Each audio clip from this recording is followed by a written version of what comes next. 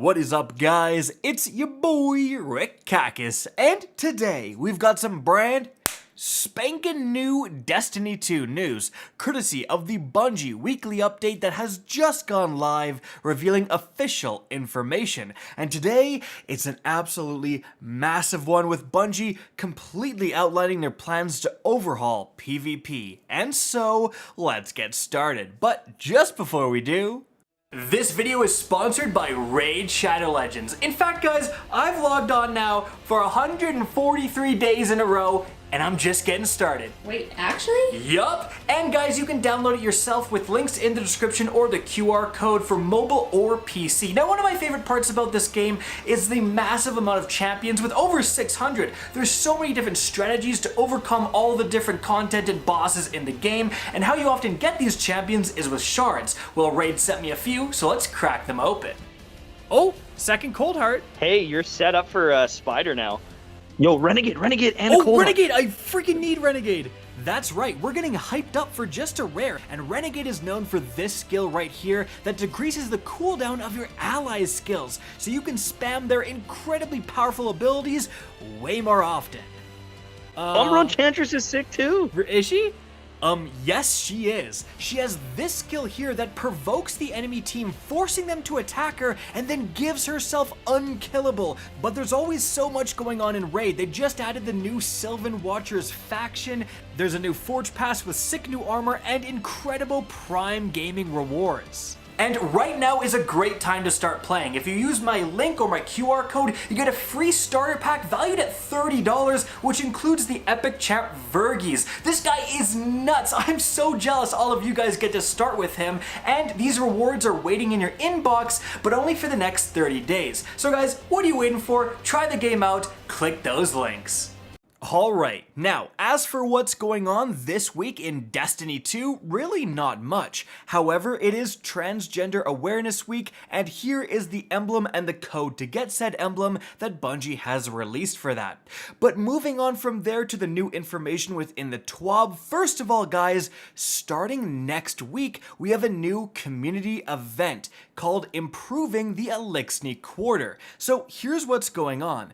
They say starting next Tuesday, all Guardians will be asked to collect treasure in the form of Captain's coins from around the system to donate towards the Eliksni Quarter, helping Spider with improvements and upkeep. So Captain's coins can be found in destination chests, lost sectors, public events, and of course, Season of Plunder, Ketchcrash, and Expedition activities.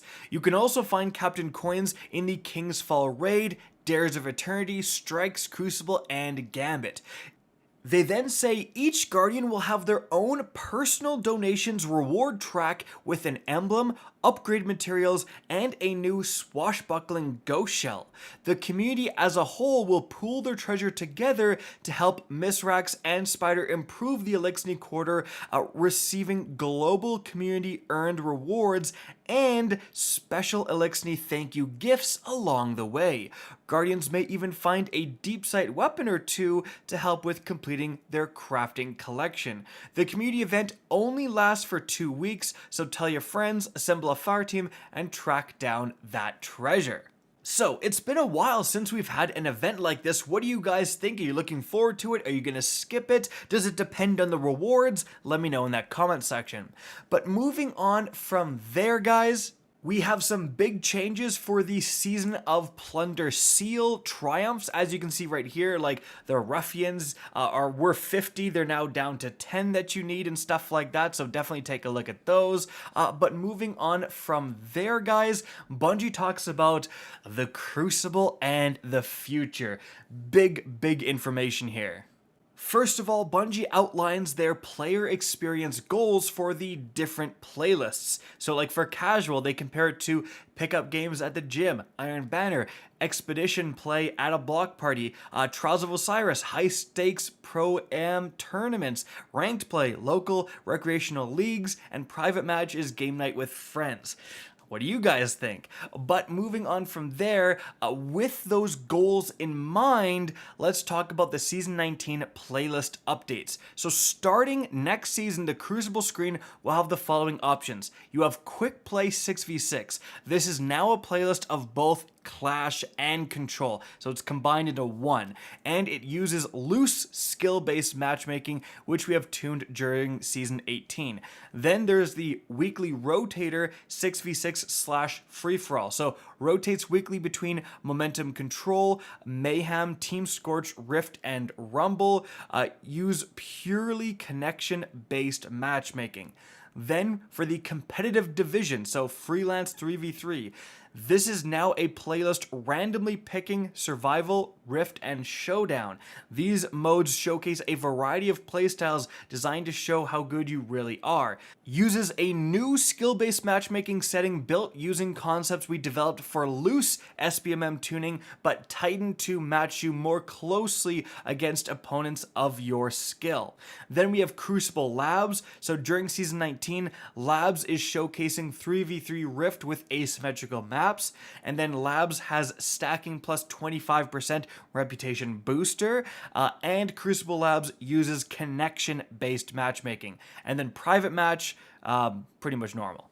And here is what the Crucible screen will actually look like with these changes. So with Trials of Osiris 3v3, it will replace Crucible Labs on this screen, and Trials uses ticket-based matchmaking and the flawless pool, though we have some news on that too. Now, for Iron Banner / Freelance 6v6, when Iron Banner is active, it replaces the Quick Play node, as you can see in this example, and Iron Banner is going to be moving into loose SBMM during Season 19. Next up, Bungie actually talks about player populations, releasing this chart. So you can see, like for Iron Banner, the average population high and the playtime per player high, whereas something like Showdown at the very bottom, low average population, low playtime per player. I wish they had released the actual numbers alongside this, because what does high mean in comparison to medium? But it's a good indication of kind of what modes are actually popular. But moving on from there, we have some big updates to Crucible rewards. First of all, we have the brand new Glorious Seal, as you can see right here. Bungie says when it comes to gilding, we've taken a pass on the requirements for Unbroken to relieve stress. Win streaks and reaching specific glory thresholds over multiple seasons are no longer required. We will be challenging you to win a number of matches during a given season and reach the Adept Division, we're going to talk more about that, for gilding, but all of this can be accomplished within a single season. So, next up, we have Lord Shaxx, the Crucible vendor, and engram focusing. So starting in Season 19, Shaxx will offer the ability for players to focus Crucible weapons and armor. Crucible will be the fourth of the core rituals after Trials, Gambit, and Iron Banner to get a comprehensive engram focusing options, helping players target specific pieces of gear they've been hunting, and here is what that's going to look like, which is always great, like going after certain weapons instead of relying on one of them randomly to drop after a match. So, for the Crucible engrams, they will be a virtual currency and live exclusively on the rank progress bar on Lord Shaxx. The Crucible engrams may be opened individually by players directly on Shaxx. Then for Crucible gear focusing, you can focus the Crucible engram directly into either Crucible armor or weapons. Crucible gear focusing cost for Season 19, 1 Crucible engram, 10,000 glimmer, 50 legendary shards. They do not need to be claimed in order to be spent on focusing. Individual pieces of gear must have been acquired at least once prior to being available for focusing, and the armor available in Season 19 is the Clutch X-Stall set. The Crucible weapons are all the ones you can see below right here. They say brand new Crucible weapons are only available as drops during their introductory season and are then available to focus in the following season, just like the other ritual weapons that have the same system. And also, the Kill Tracker Ghost Shell will no longer appear at Lord Shaxx if it has already been acquired. And a quick note about what we said earlier, Shaxx is using a new engram system that lets us use the engram stored directly on the vendor for focusing rather than needing to pull it into your inventory, making this change is more convenient for you and lets us more easily shift the main cost burden, blah, blah, blah. That's actually pretty good because there's a lot of burden on your limited engram slots. Like, I don't know about you guys, but mine fill up with Umbral engrams and Prime engrams pretty fast, and then suddenly everything's going to your postmaster, and it can be pretty annoying. So if more vendors can start doing this, that's going to be awesome. Moving on from there, we have a brand new Iron Banner game mode coming next season called Fortress. And Bungie says the core gameplay of Fortress is capturing and holding zones. If that sounds like zone control, you'd be right, but the real fun begins when Cadle gets involved, but we'll leave some of this for you to experience firsthand when it launches on January 3rd, 2023. Let's just say a few of you may be dying to cap a hill, and the image they provided is this one right here, where you can clearly see there is Cabal turrets that this guy is fighting. So, that's going to be wild.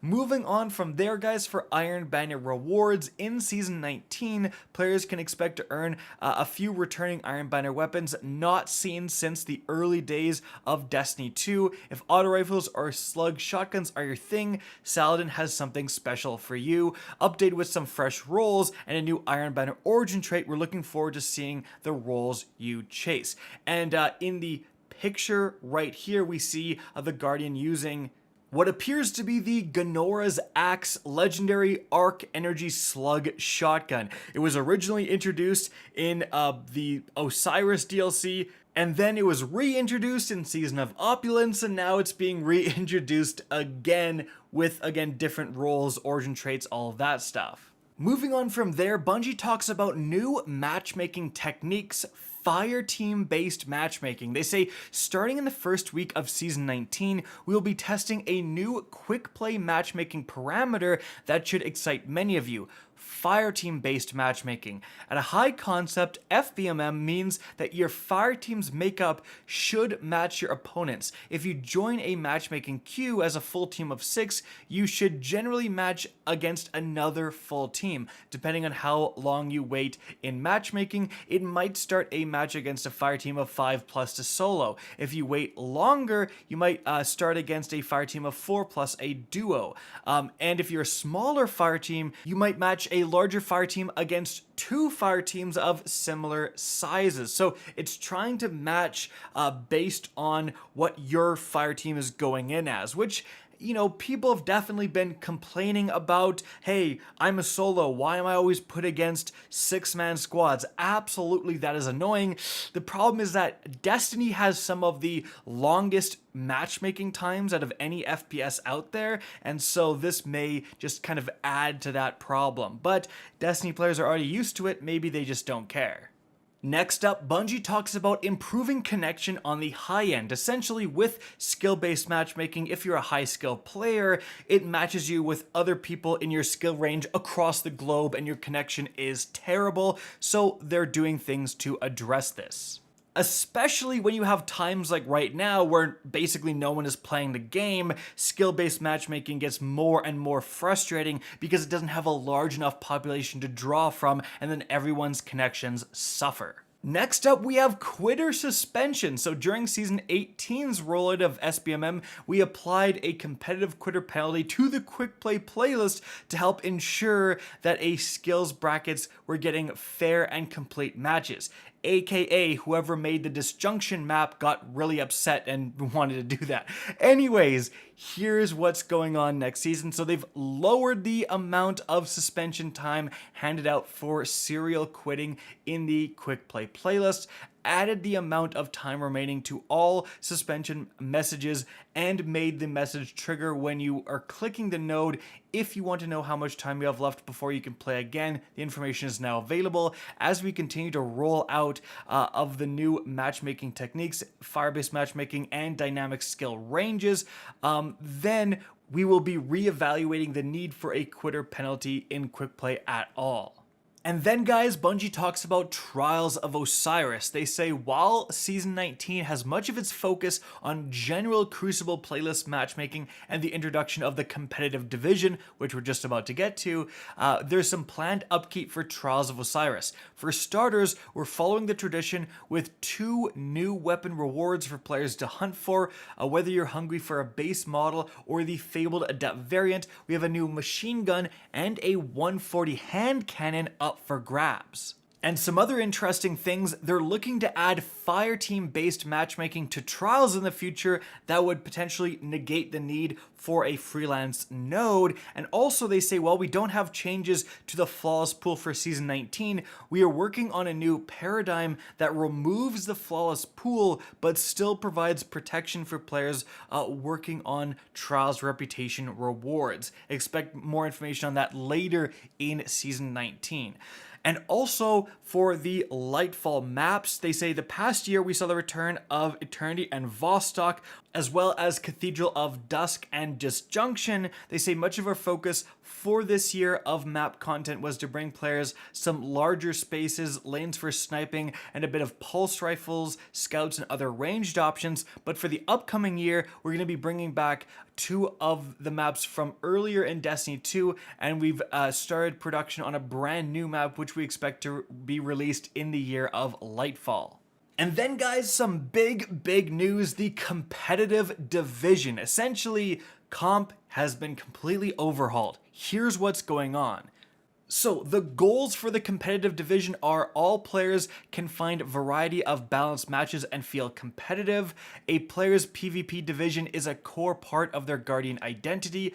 Maintain places in the ecosystem to not engage in ranked play, but to still have decently balanced matches or not engage in skill-based matchmaking at all. So what is the competitive division? They say in Season 19, we are removing glory and adding a 3v3 ranked playlist competitive division, which is a true ladder-based system. And here, guys, are the images of the ranks that you're climbing. So there are 7 divisions with 3 subdivisions each. You have Copper, Bronze, Silver, Gold, Platinum, Adept, and Ascendant. Then they say our goal is to provide players with ladders to climb and divisions to achieve, giving a more accurate representation of skill than our current glory system. Players who surpass gold and begin to chip away at Platinum, Adept, and Ascendant will represent some of the best Crucible players that our community has to offer.